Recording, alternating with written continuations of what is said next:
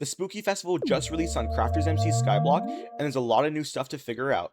What's worth getting? What's a waste of your candy? What's the best setup and place for grinding? And how does it all work? So let's start with the most important NPC of the entire event. Tarek! Tarek is basically the hub of the entire Spooky Festival.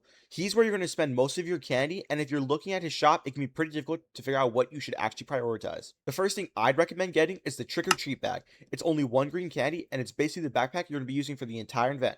There's really no reason not to grab it immediately. After that, I'd start looking towards the Candy Talisman line. The Candy Talisman line eventually gives you 20% candy luck. The entire progression of this talisman costs 80 green candy and 1056 purple candy, so you obviously aren't going to max it instantly. But I prioritize at least getting the candy artifact, which costs 80 green candy and 32 purple candies, before spending a huge amount of candies on less important items. The Batfire costs 100 green candy and summons Pinata Bats, which have a high chance of dropping purple candy. On average, you should receive more candies than you spent, making this a great way to farm candy. I'd also recommend upgrading your Intimidation Talisman as it's free MP. It would cost to max it 100 green and 100 purple candy. You can also upgrade your Bat Talisman for 64 of each candy type. You can obtain the base version of the Bat Talisman by killing the Witch's Bats. There are a few other items here that are worth knowing about, but I wouldn't prioritize them until you have optimal candy chances. The Horseman Candle costs 32 purple candy and summons the Headless Horseman. The Black Cat Pet costs 2000 purple candy and gives 30 Magic Find and 30 Pet Luck, max level. There's also some new enchants, Sugar Rush and Lifesteal 4. Sugar Rush provides extra speed, so unless you're really down bad for some, I would save your candy. Then Lifesteal is completely unneeded for the spooky contests. Number 2. How does candy actually work? Now let's talk about the actual resource you're going to be farming the entire event, candy.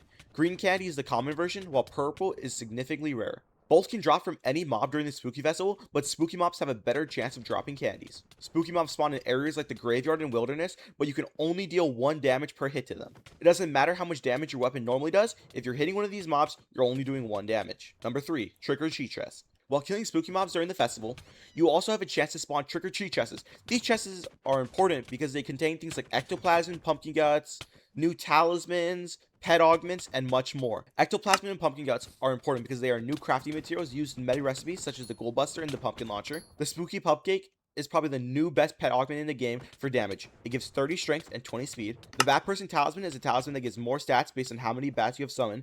Its ability is trash, but its MP is MP. And then you have extremely rare drops like Vampirism 6, which is buns, and the Candy Fish, which is basically pure cosmetic. 4. The best candy setup. Now that we've learned about Tariq and a bunch of the new resources, we can start building the best candy set. There are 4 major sources of candy bonuses that you want to stack. First is the Candy Talisman line. At maximum, this gives 20% candy luck.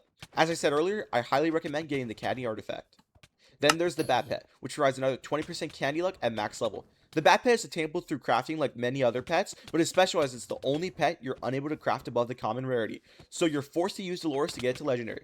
I recommend you do not upgrade it beyond epic, as once it's legendary, it levels up slower, and you can get the same boosted candy odds if it were epic or legendary. Only follow this advice if you do not care about its legendary ability that gives plus 50% spooky mob damage. This should be only followed if you're purely optimizing for candy chances. There's also the Candy Corn Armor Reforge. You can obtain these Reforge stones as a rare drop from Trick or Treat chests. Applying Candy Corn to all 4 pieces of armor gives another 4% candy chance.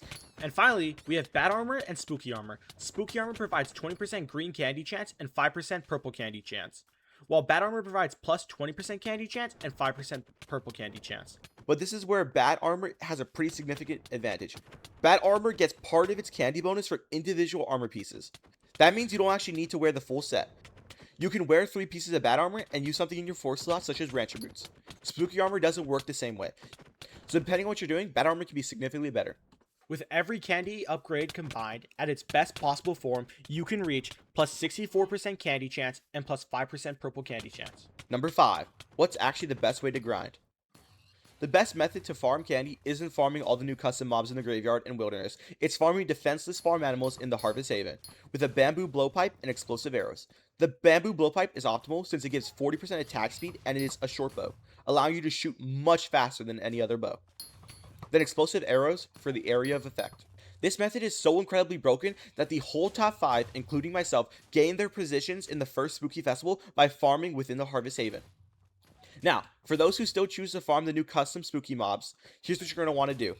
Since normal damage doesn't affect these mobs, attack speed is again extremely important. So your weapon should always have the fast reforge, and your power stone should ideally be set to itchy, but if you don't own itchy, ominous is also a good choice. Next is the bat pet. I suggested earlier that if you're optimizing for pure candy chance, to keep it at epic. Now, I would still follow advice if you're planning to harvest Haven's farm, but if you're planning to farm spooky mobs, I suggest upgrading it to legendary, as when it's max, you gain plus 50% damage, bringing your new damage to 1.5. The Ghoul Buster can also be pretty useful, because it increases your damage against spooky mobs from 1 to 2, but it's relatively expensive, so it may take a couple contests to attain. You also have the Pumpkin Launcher. This shoots Blaster Lanterns, dealing 2 damage to spooky mobs and 3,375 damage to normal mobs, with the normal damage scaling on your mana. I wouldn't call this the best general purpose weapon, but it has one very specific advantage: range. If you're competing with other players for mobs, being able to hit something from a distance can let you steal kills, giving you an advantage in the long run. Number 6, Spooky Contest Rewards. Now, let's talk about the contest. The Spooky Festival has a bracket system similar to farming contests, with better rewards the higher you place. Wood and Above gives you a Call Up Soulbound Spooky Pie, which has your placement and what contest you competed in. Stone and Above gives the Spooky Disc, a completely cosmetic trophy item. Iron and Above gives Vampirism 6. Golden and Above gives more coins. Diamond gives the Witch Hat, which summons bats to fight for you. Emerald gives the Skeleton Horse Pet, a new pet which stats are currently on screen. And top 5 receive the Golden Treat, another cosmetic trophy item. I would personally ignore the rewards as they all kind of suck, and just try your best to get as high in the leaderboards as possible. That's it. I've given you guys everything, all my knowledge, and basically every single tip and trick I've had. This is my first tutorial type video, so if you enjoyed it, that would mean a lot. Thank you. And if you have any feedback, please feel free to leave it in the comments. I will try and incorporate it if I ever make another tutorial type video again.